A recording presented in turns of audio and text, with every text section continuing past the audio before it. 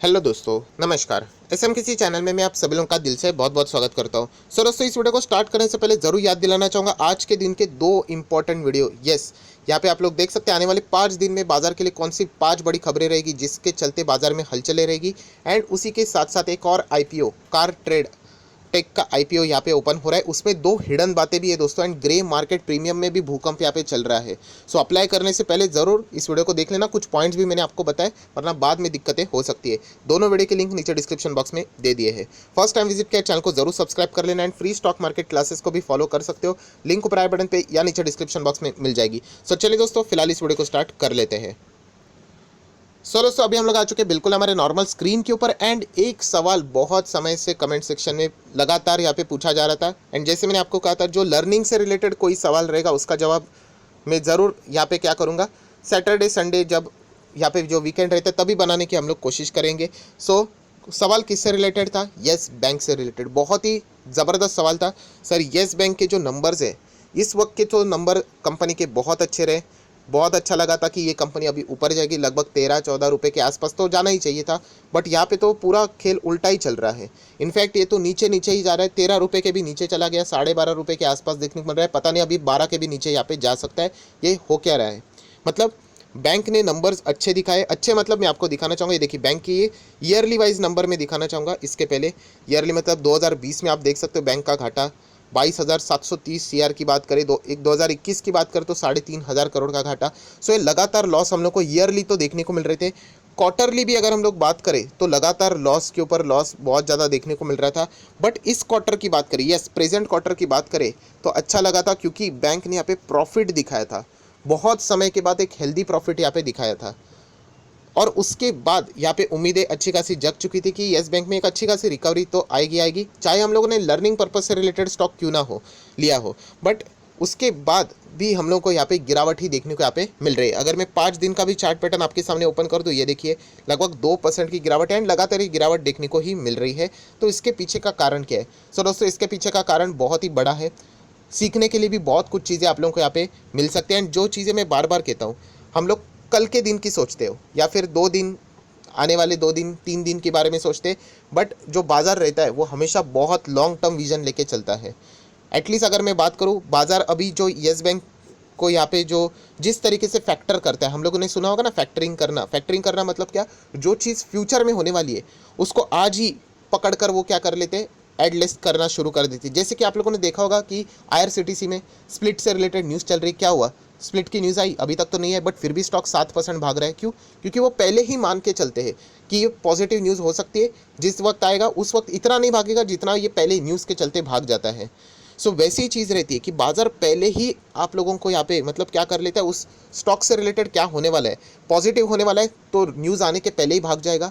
Negative रहेगा तो news आने के पहले ही नेगेटिव रिएक्शन यहाँ पे देना शुरू होता है। एंड येस बैंक में भी यही हो रहा है कि यहाँ पे येस बैंक में फ्यूचर में एक नेगेटिव खबर यहाँ पे क्रिएट हो सकती है। इसके चलते पहले ही यहाँ पे प्रॉफिट बुकिंग, जिन लोगों ने यहाँ पे शॉर्ट टर्म के लिए वो एंट्री एग्जिट करते हैं, वहाँ पे हम लोग को वो क्या करते हुए देखने को मिल रहे हैं, एग्जिट करते हुए देखने को मिल रहे हैं, सेल करते हुए देखने को मिल रहे हैं। एंड इसी के चलते अच्छे नंबर्स तो साइड में रह गए, ये बैंक तो नीचे ही यहाँ पे लगातार जा रहा है। तो ऐसा हुआ क्या है, कौन है इसका जिम्मेदार? तो चलिए दोस्तों, वही मैं अभी आप लोगों को यहाँ पे बताना चाहूँगा। उसका अगर किसी को श्रेय जाता है तो वो ये है एक कंपनी जिसका नाम है वोडाफोन आइडिया।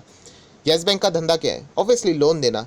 सो लोन देने में अगर आप लोगों को पता है कि अगर वो ऐसे कंपनी को लोन देंगे जिसका भविष्य खतरे में है, सो कोई एक कंपनी डूबती है तो वो खुद नहीं डूबेगी, वो बहुत सारे बैंकों को भी लेकर डूब जाती है। सो यही चीज़ रहती है। बीच में मैंने आप लोगों को बताया था कि एक ऐसा ग्रुप है जो कि बहुत ही ज़्यादा चर्च में चल रहा है कि सर यहाँ पे कोई गड़बड़ होगी या नहीं।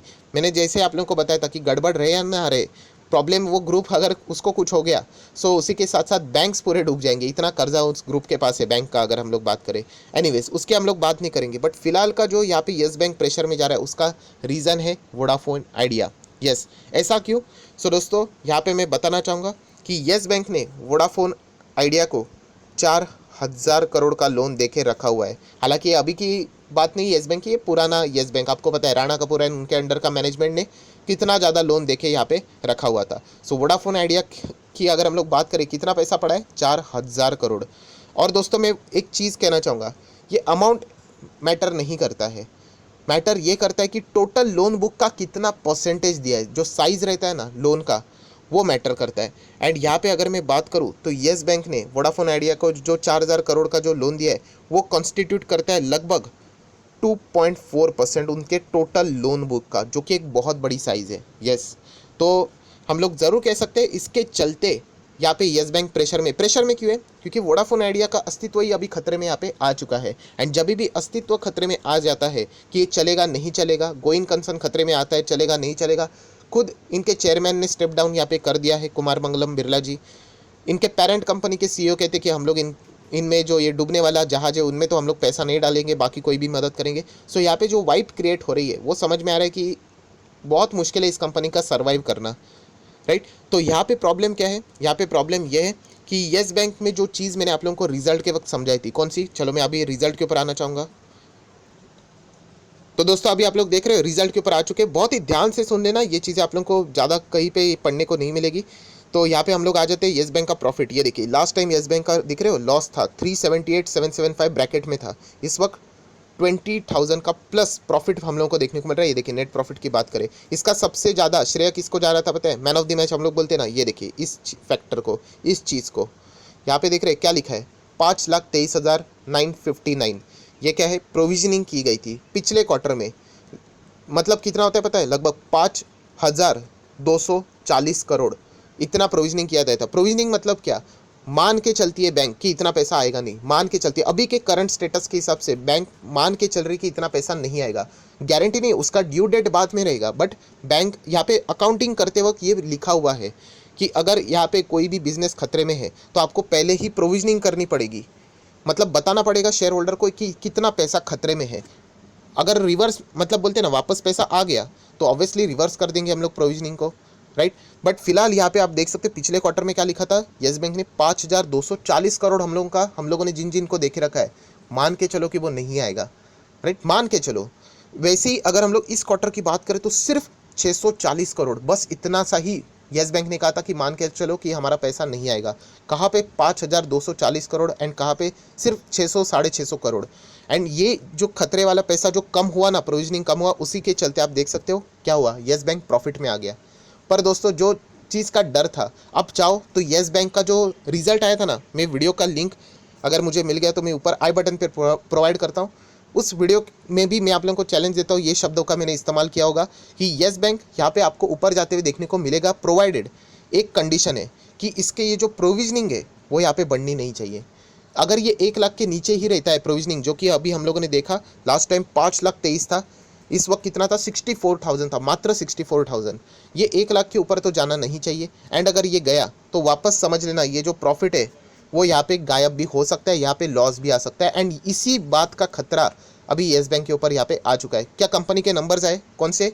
Q1 के हो चुके, Q2 की बात अभी चल रही है। यहाँ पे आए? बिल्कुल भी नहीं आए। Q2 के नंबर आएंगे तभी आएंगे। बट यहाँ पे जो स्मार्ट लोग हैं उनको पता चला कि यहाँ पे जो प्रोविजनिंग है अभी येस बैंक की ओर से यहाँ पे करनी पड़ सकती है, क्योंकि वोडाफोन आइडिया की हालत बहुत ख़राब है और 4,000 करोड़ दे के रखा हुआ है। एंड उसमें से कितना प्रोविजनिंग ऑलरेडी किया हुआ है वो तो पता नहीं है, क्योंकि येस बैंक का एक बात बताना चाहूँगा, वोडाफोन आइडिया की एक बात अच्छी थी कि उन्होंने अभी तक यहाँ पे डिफ़ॉल्ट नहीं किया था। वो एनपी अभी तक बहुत सारे इसमें घोषित नहीं हुए, वो पैसा यहाँ पे ज़रूर दे रहे हैं, बट जो उसकी स्थिति देखी जा रही है वो ये तो बात पक्की है कि आज नहीं तो कल नहीं तो प्रॉब्लम हो जाएगी। यहाँ पे बैंकक्रप्सी की ओर भी वो जा सकते हैं। एंड अगर उन्होंने वो फाइल किया तो फिर मतलब जिन बैंक्स ने इनको ज़्यादा पैसा दे के रखा है वोडाफोन आइडिया, उन बैंक की तो बैंड ही बच गई, समझ लेना।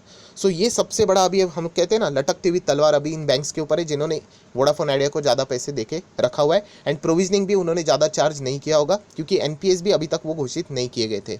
सो ये सबसे बड़ा खतरा है। जैसे मैंने आपको कहा ना कि यहाँ पे अभी कितना 4,000 करोड़ दे के रखा हुआ था।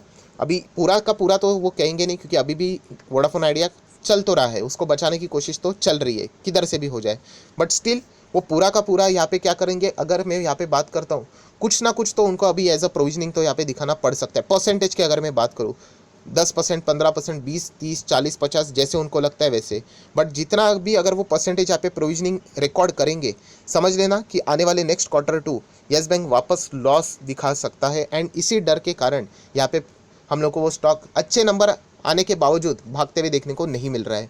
सो दोस्तों इस तरीके की चीज़ें सीखने को मिलती है, इसलिए मैं कहता हूँ कि अगर कोई ऐसा स्टॉक भी रहेगा, आप सीखने के लिए ज़रूर ऐसे स्टॉक्स को यहाँ पे सीरियसली स्टडी कर सकते हो। सो ये सबसे बड़ा मेन कारण है कि येस बैंक के नंबर तो अच्छे आ गए, नो डाउट, बट फ्यूचर यहाँ पे बताया जा रहा है कि Q2 के नंबर्स में वापस हम लोग को जो Q1 में येस बैंक ने अचीव किया था वो वापस पानी में चला जाएगा, यही खतरा देखने को मिल रहा है। एंड जैसे मैंने आप लोगों को कहा था कि येस बैंक इतना आसान नहीं है जो बताया जाता है ना कि 100 जाएगा, 200 जाएगा, 1000 जाएगा, बेतुकी बातें है ये। क्योंकि जो पुराने मैनेजमेंट ने जो इनको पैसा देके रखा हुआ है अलग अलग कंपनीज को, वो इतना मतलब खतरे में है, जो कि आप लोगों को यहाँ पे पता है। एंड मैक्सिमम कंपनी का प्रोविजनिंग तो हो चुका है, बट अभी भी बहुत सारे कंपनी का प्रोविजनिंग बाकी है। सो जब भी इस तरीके की खबरें आएंगी, येस बैंक की यहाँ पे बैंड बजने वाले हैं, इसीलिए उसको वापस रिकवर करने के लिए भी बहुत दिक्कतें होने वाली है, जो कि ये बेस्ट एग्जाम्पल है, अभी आप लोग यहाँ पे देख सकते हो।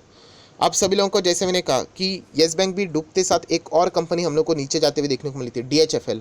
आपको पता है DHFL में फ्रॉड से रिलेटेड न्यूज़ सामने आ गई, तो येस बैंक भी डूब गया। क्यों पता है? क्योंकि DHFL को कितना पैसा दिया था पता है येस बैंक ने? अपने ही टोटल लोन बुक का 10% से भी ज़्यादा। आप अंदाज़ा लगाइए कितने करोड़ों का वहाँ पे पैसा उनके पास था, DHFL के पास था, येस बैंक का। सो इसीलिए DHFL डूबा, उसी के वक्त येस बैंक भी डूब गया। एक साथ दोनों का चार्ट पैटर्न देख लेना एक ही टाइम पे, ये रीज़न है। एंड वोडाफोन आइडिया को तो सिर्फ 2.4% दिया है, तो ये सबसे मेन रीज़न था कि येस बैंक क्यों इतना 500-400 पे चलने वाला बैंक 10 रुपये पे आया था। ये रीज़न था क्योंकि DHFL को 10% दिया था, एक ही लोन बुक। आप अंदाज़ा लगा सकते कितना रिस्की बिजनेस था ये, कॉर्पोरेट्स के साथ ये लोन यहाँ पे करते थे। हालांकि ये चीज़ें अभी चेंज करने की कोशिश चल रही है। जो मिस्टर कुमार है, जो कि करंट MD एंड CEO है येस बैंक के, वो रिटेल लोन की ओर ज़्यादा फोकस यहाँ पे कर रहे हैं। बट ये कुछ पॉइंट्स है जो कि आपको पता है यहाँ पे होने चाहिए। सो दोस्तों, आशा करता हूँ आप लोगों को पता चल गया होगा कि येस बैंक के नंबर Q1 के अच्छे आने के बावजूद भी येस बैंक अच्छा क्यों नहीं परफॉर्मेंस दे रहा है। तो उसका श्रेय यहाँ पे जाता है वोडाफोन आइडिया। जब तक वोडाफोन आइडिया यहाँ पे खतरे में चलते रहने वाला है, येस बैंक के ऊपर भी एक तलवार, हम लोग कह सकते हैं, सिर्फ येस बैंक नहीं, बाकी के भी बैंक्स के ऊपर ये तलवार यहाँ पे लटकती रहने वाली है। सो ये मेन रीज़न है कि यहाँ पे अभी क्यों हम लोग को प्रेशर देखने को मिल रहा है, क्योंकि Q2 के नंबर्स यहाँ पे एक्सपेक्ट किए जा रहे हैं कि वोडाफोन आइडिया की स्थिति देख के येस बैंक शायद से हायर प्रोविजनिंग अभी चार्ज कर सकता है नेक्स्ट क्वार्टर में। सो वापस Q1 का प्रॉफिट गायब होके वापस बैंक लॉस दिखा देगी। तो इसी चीज़ का डर फिलहाल येस बैंक में यहाँ पे बना हुआ है। सो अगेन मैं यही चीज़ कहना चाहूँगा, येस बैंक में लर्निंग पर्पज़ के लिए आप लोग ज़रूर यहाँ पे आगे जा सकते हो। अगर आपको बैंकिंग में ही जाना है, प्लीज़ अच्छे बैंक्स में जाइए, HDFC, कोटक, ICICI, एक्सिस, उसी के साथ साथ AU स्मॉल फाइनेंस बैंक। थोड़ा सा रिस्क चाहिए तो फेडरल बैंक, ऐसे बैंक्स को आप चाहो तो थोड़ा बहुत देख सकते हो। येस बैंक में बहुत ज़्यादा पूंजी लगाना, अगेन कह रहा हूँ, एक बेवकूफ़ी वाली बात है। येस बैंक मेरे पास भी है, बट वो हमेशा मैं कहता हूँ कि कल अगर ये जीरो भी हो गया मुझे कोई फ़र्क नहीं पड़ता है, बस इतना ही पैसा मैंने यहाँ पे लगाया हुआ है, क्योंकि सीखने के लिए बहुत कुछ चीज़ें हम लोग को ऐसी सीखने के लिए यहाँ पे मिल जाती है। सो आशा करता हूँ कि आप लोगों को बहुत कुछ नई चीज़ें यहाँ पे पढ़ने को, सीखने को यहाँ पे मिली होगी। एंड रीज़न पता चला होगा कि अच्छे नंबर के बावजूद भी क्यों येस बैंक यहाँ पे नीचे ही जा रहा है, तो ये खतरा बना हुआ है। तो वोडाफोन आइडिया से रिलेटेड कभी भी नेगेटिव खबर आएगी, वोडाफोन आइडिया का स्टॉक अगर नीचे गिरा तो समझ लेना येस बैंक का भी स्टॉक में प्रेशर क्रिएट ऑटोमेटिकली हो जाएगा। सो वीडियो अच्छा लगे तो लाइक एंड शेयर भी यहाँ पे कर देना। So that's it, thank you very much दोस्तों, we will be meeting our next video. तब तक के लिए बाय बाय।